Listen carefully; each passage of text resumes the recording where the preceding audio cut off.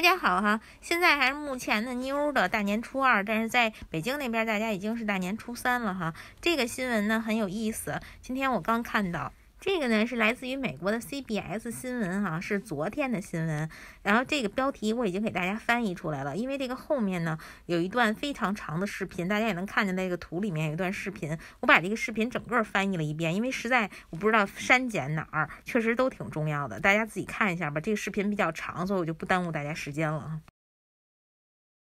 Millions of Americans are struggling with long-term symptoms after contracting COVID-19. It's known as post-COVID syndrome, or you've probably heard the term long haulers. That's them too. And according to researchers at the Brookings Institution, it's not only plaguing the health of those who are suffering from it, but actually contributing to the nation's labor shortage as well. That study from Brookings finds that 1.6 million Americans are missing full-time work because of this condition. According to the Centers for Disease Control and Prevention, long haulers can experience a range of issues such as fatigue, shortness of breath, chest pain, and even depression.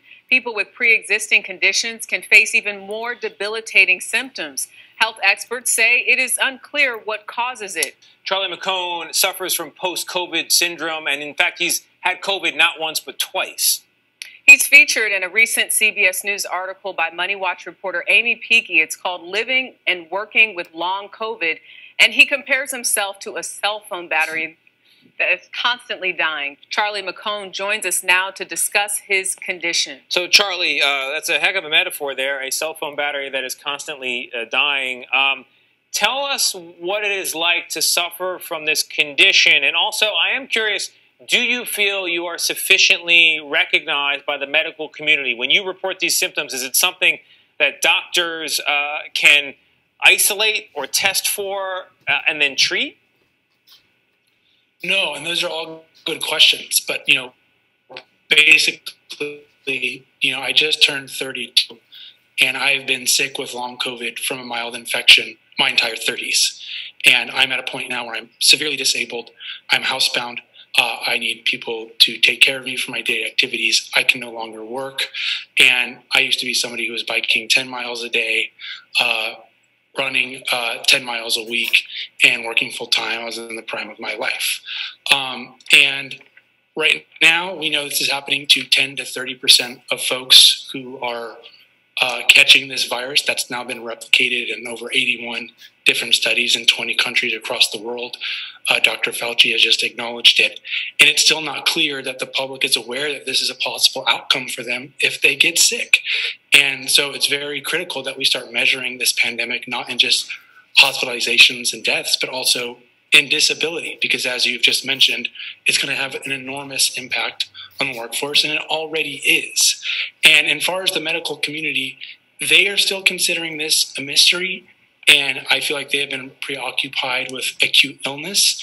But I think we need to start treating this illness the same way we were treating the urgency of vaccines. We need an Operation Warp Speed for long COVID.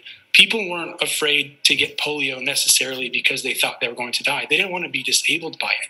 And I think that's going to end up being the same thing for COVID. So it's critical that we start warning the public that this is a possible outcome for their health. Charlie, I'm sorry to hear about the symptoms that you are still dealing with and battling, as you said, in the prime of your life. Well, Charlie, good luck to you and your family. I see you wearing the dad cap, so all the best to you. Charlie McCone, thank you. Thank you. Thank you. 大家看完这以后有什么感觉哈？我的感觉是觉得，他确实有点可怜呢哈，就是现在变成残疾了，而且呢可能还有孩子，但是呢我同时又觉得呢他自己为什么当初没有小心啊？这个也有点就是也是他自己的责任和问题哈。这个呢欢迎大家发弹幕和评论哈，来告诉我大家的感受哈。谢谢大家，今天就到这儿了，我要睡觉了，再见，下次见。